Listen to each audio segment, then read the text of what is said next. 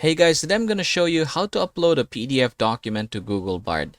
I'm also going to show you the prompt that you are going to give to Google Bard in order to summarize the document that you have just sent.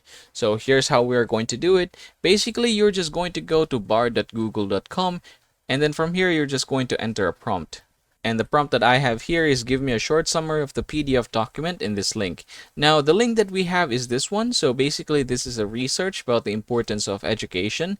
And it's basically too long for me to read. So what I'm going to do is just copy the link here and then just going to put it here. And then I'm going to hit enter. All right, there you go. So now we have it here. Now this is the summary of the said article. Now if you are going to click this one, you can also see other drafts that Google Bard has created. Now let's try to close this one, and then I'm going to show you that there are actually like many ways for us to do this. So for example, in my case, I've written here, give me a short summary of the PDF document in this link. Now I'm going to try another way to do this. So for example, the next one would be give me a short summary of the PDF document I've just added here. And then once that's done, let's just hit enter. All right, there you go. So yes, basically that's how you're going to upload a PDF document to Google Bard. I hope you found this video helpful. See you in the next one.